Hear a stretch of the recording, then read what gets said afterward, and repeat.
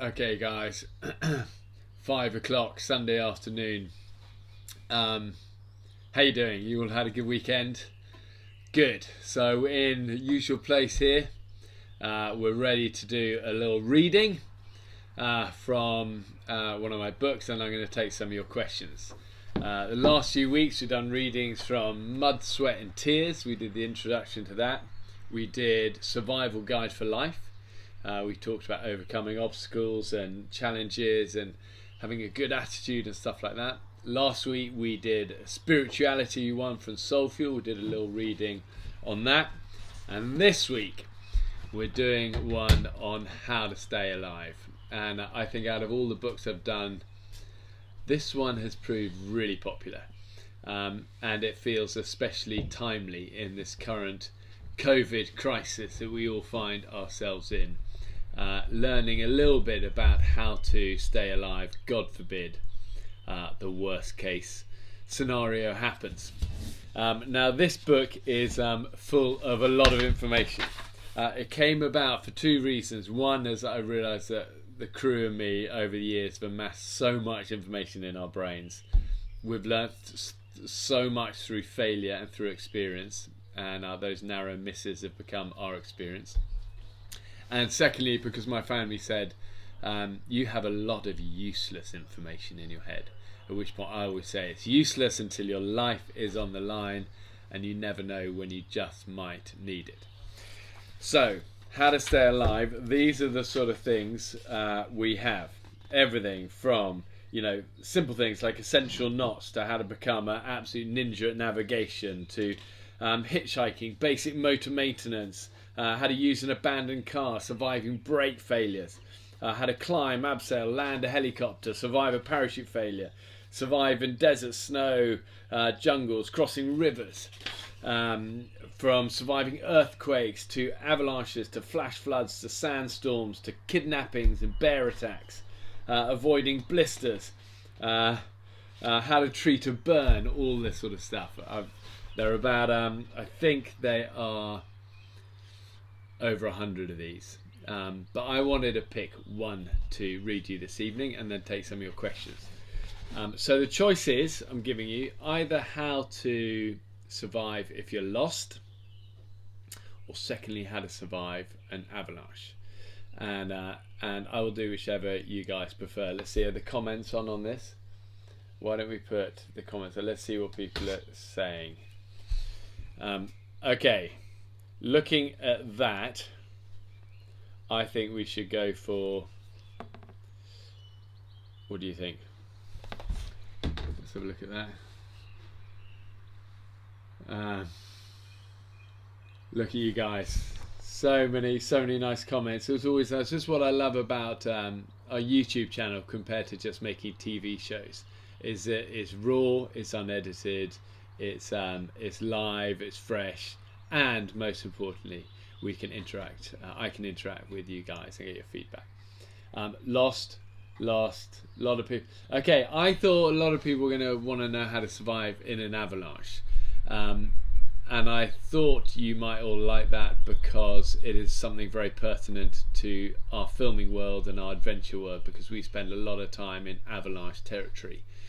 And as any mountain man or woman knows, you got to be mega respectful of the mountains and snow conditions. Never get complacent. Avalanches kill. But I was wrong, because most people here want to learn what to do when you're lost. So we're going to do what to do when you get lost.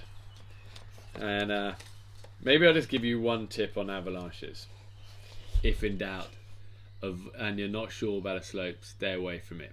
You'll always you only have to speak to people who've been caught in avalanches. The most terrifying thing of their life, and it's not like the movies. It goes encased like ice concrete in seconds if you're lucky enough to survive it, and people asphyxiate and suffocate so fast if they survive the initial trauma of being hit by 100 mile an hour 50-foot high wall of snow. So be careful of avalanches. But we're going to talk about how to survive if you get lost. Okay, we ready? A couple of pages. Here's 2 or 3 pages. Millions of people get lost every year. Sometimes they lose their lives as a result. They find themselves completely unable to retrace their steps. They become dehydrated and hypothermic. Their critical faculties grow impaired and they become less capable to make smart choices. It's a vicious cycle that can end in a corpse. Okay. When that happens, it's almost always because they made one simple mistake. They didn't stop as soon as they realised they were lost. And it's a natural human instinct to keep going. We don't like going backwards. We don't like retracing our steps. If we're intending to go from A to B, we feel we've failed if we turn back to A rather than go on to C. We talk ourselves into thinking that we're going the right way, and that is a crucial thing. We talk ourselves into thinking we're going the right way, and I've been guilty of that. I've seen people do this so often. They get a bit lost, and then they start looking at their map and they start imagining. They go, "Oh, the map says we should have a hill on our right," and they're looking. They go, "It's kind of a hill. It's not that when it's definitely not a hill," or they start imagining that they are where they should be, but they're not. Instead, we need to be rigorous about not fooling ourselves. We need to, above all, swallow our pride. That moment when you first realise you're lost can be scary. It can make people lose their heads. It can be disorientating and frightening. Disorientating, that's a good word. I always say that in my programs, and I always get Americans going, "Bear, it's disorienting. It's not disorientating. There is no such word as disorientating, unless you're English."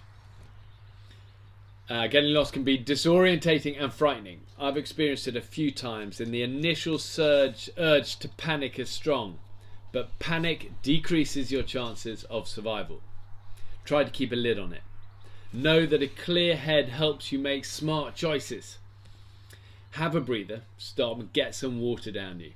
You're not lost yet, you're just temporarily confused. And this is why it's so important to initially stop and not just plough on, because at this stage you're not actually lost, you're just unsure exactly where you are at this moment, and a few small corrections, a few small things, you go, "Oh, of course I missed that thing 50 metres back, that turn off, that path or whatever." So a good way to stem the panic is to remember this acronym of STOP. STOP. This is the heart of the crux of the matter, guys. If you're lost, this is it. STOP. STOP stands for S. First of all, stop. Don't make a bad situation worse by pushing on blindly and making yourself more lost. The T stands for think.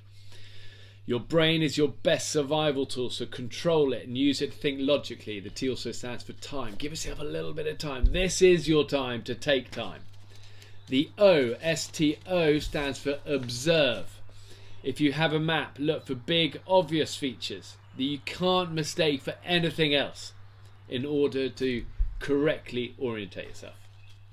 It might be a tall antenna or a huge lake. Don't fool yourself into thinking that a small stream is definitely the one you want it to be when there are loads of streams in the vicinity.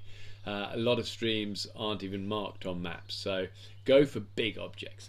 And the P in stop is plan. Have a definitive strategy which will force you to think things through clearly and crucially to keep your morale up. Nothing is more dispiriting than not knowing what you're doing or where you're going. So if you're lost, stop. STOP stands for S stands for stop, T stands for think or take some time, O stands for, somebody got it from Turkey, observe, and P stands for come up with a plan. Okay. Next thing is retrace your steps. This is the most important thing you can do when you're lost. Don't keep wandering blindly into the unknown. We've talked about this. The chances of you stumbling across the right path are minuscule. If you can retrace your steps to the last point where you were sure of your location, then do it. Job done. Do this by looking out for landmarks that you recognise, or by rewalking an existing trail, or one that you've made. Don't let your pride get in the way. That's the most important thing. Don't let your pride get in the way. Small little corrections early on prevent catastrophic disasters later on. Men, we are worse at this. You know how many times people get lost in the car, a bit of map reading, and the man's always too stubborn. Thinks, "Oh, we will know it," and leave our egos behind, guys. Check early. If you are still lost, having retraced your steps, here is what you need to remember. Number 1, conserve your energy. See pages 53 to 57 for more on this, which is a whole chapter on how to conserve energy, because it's crucial that you don't exhaust yourself. If you truly are lost, you could be in this for the long haul. You'll need every ounce of energy you can muster. Number 2, keep track of time. Trying to find your way in the dark is a bad idea. If it looks like you'll have to bed down for the night, make sure you've got enough daylight to find or make a shelter. If you stumble on in the dark when you're lost, you're more likely to get really catastrophically lost, but probably worse, more likely to get injured. If you have a rucksack on, always keep it on you.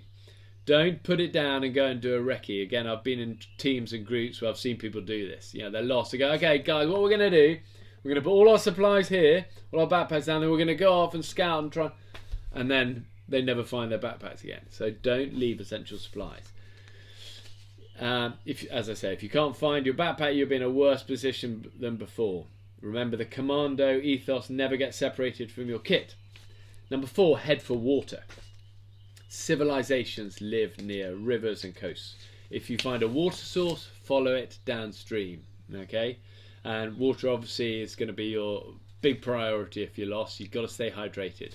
Remember the rule of 3s. We're now going a little bit off piece. This is good. Rule of 3s of survival: 3 weeks without food, 3 days without water, 3 minutes without air, and then I always throw in 3 seconds without thinking. So you're going to need water one way or the other, but remember, water can lead you to people. 5, mark your trail. Even when you're lost, it's a good idea to mark your path so you can retrace your steps quickly and easily if needed. Make sure your markers are distinctive so you can find them again. If I'm on a long trail, you can do it even without people noticing. Maybe when you just pass a little thing, just put a little can of pebbles, small thing. It can be like that. Or just mark an arrow, show the way you went, just in the dirt. The rain, the wind's going to wash you away in time. Little things that don't affect the environment, but are the key markers. Even just breaking a twig in an unnatural way that nature won't do. Look back every now and again so you know what your path looks like when you're going the other way. This is actually a good one. Sometimes if you're on what you think is going to be a difficult trail, turn around and look what it looks like, because it never looks the same obviously when you're going backwards. Get up high. If you can climb a tree or a hill, you'll get a better idea of the topography of the area than you would at ground level. But don't take unnecessary risks. I know you see me a lot on Running Wild and all these shows, climbing trees to orientate myself. But only do this if you can do it safely, and if you really don't know where you are. Don't take unnecessary risks. Follow power lines. These can stretch across vast uninhabited areas, but eventually they will lead somewhere. So just be mindful of those. And again, none of these things you do on their own. When you're lost, you're gathering a mental picture of the whole picture. So. If you've got a road choice between following a road or power lines, don't follow the power lines. But if you've got nothing else and you're thinking, hold on, I'm not in the middle of the Australian outback where these power cables go hundreds of miles with no people. I'm in a place where I will hit people. Use it. So you've got to use your brain above all. Light a smoky fire. If people are out looking for you, a signal fire will give them something to head for. See page 87 for the lowdown on that. Use a whistle. Almost there, guys. Use a whistle. Shouting to get people's attention is exhausting. You soon lose your voice. We all know that. If you shout too much, you lose your voice. So use a whistle. The sharp toots of a whistle carry much further and you'll use less energy. See page 88. And there are lots of cool ways you can make whistles, even with bits of blade of grass can make a really powerful whistle. Or learn how to do it like that. Finally, work out your cardinal points. See pages 71 to 8 on tips for finding north, east, south and west without a compass.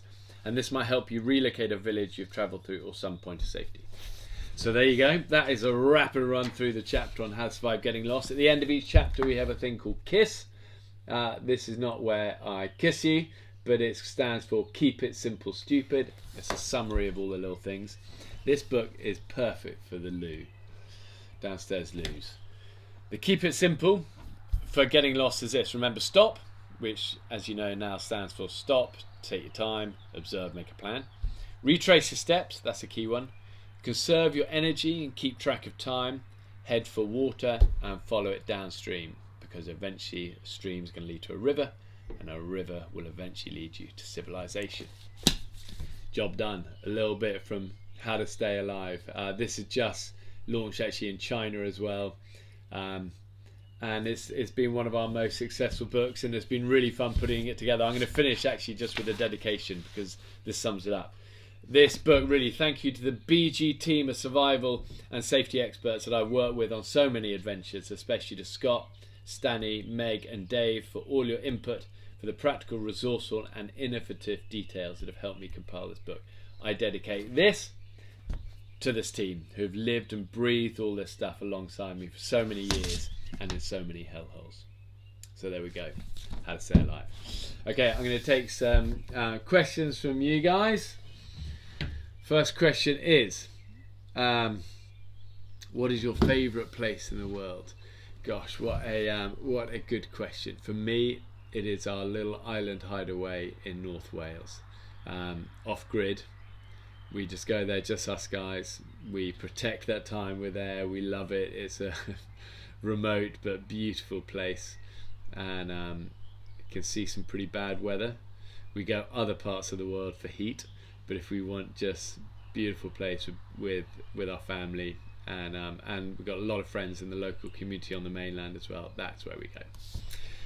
How do you know which mushrooms to eat and which ones to not? Wow, okay, this is a big one, and we're not going to go into massive detail with this, but the short answer is, if you don't really know your mushrooms, stay away from mushrooms in the wild and find other foods to eat. A general rule of thumb is white gills are bad, brightly coloured, really brightly coloured, or anything red is going to be bad. Toadstool is obviously bad, but the rule of thumb is, if you're in a survival situation, don't go near the mushrooms unless you really know your mushrooms, because the impact of getting it wrong can be catastrophic. In fact, can kill you fast. How was your experience filming in India? I love India. I love Indian people. I love the culture. I love the terrain. We've been there, filmed with your Prime Minister Modi, in the rainforest up north, which was a privilege. I've shot with Rajinikanth, the great actor. We've just done another massive Indian iconic actor as well. That releases on Indian TV in August. And we will be back soon for many other programs in India. Why did I decide to write this book? We talked about that because so many people always ask, I wish I could know some of this stuff. And the thing is, it's maybe not a book you read start to finish. It's maybe a book you, like I say, you have it in the bathroom or whatever and you dip into it. But knowledge goes in bit by bit. And finally, do you have any advice on how to survive all of this COVID stuff we're going through at the moment? I think the principles of survival always often come down to attitude, and I think the principles are the same whatever situation we're in. Remember, courage, kindness, and never give up. And what do those things mean? Courage means facing the difficult, moving towards the difficult stuff, not letting anxiety overrun us. Look at actually things in the cold light of day, and generally in life, if we can move towards things we're scared of, that's how we overcome our fears. Secondly, be kind. It's everything. Whether you're locked down in a house or you're locked in a tent up a mountain in a storm, be kind. Selflessness is a beautiful, beautiful thing. And finally, never give up. It's the number one. It's the king of all of survival. That NGU, never give up spirit. It's resilience. It's a dogged, never say die determination. And for all of you scouts watching, wherever you are, all around the world, it's a good way to end with that great Baden-Powell quote that says, never say die until you're dead. So there we go, guys. You're amazing. Have a great week ahead, and thanks for joining, and keep spreading the word of the YouTube channel. We're building a community of people who love adventure, sneak peeks behind the scenes of my life and our team's life, and lots of good survival tips and tricks. So join us here whenever you get a second to log on to YouTube. But you guys take care.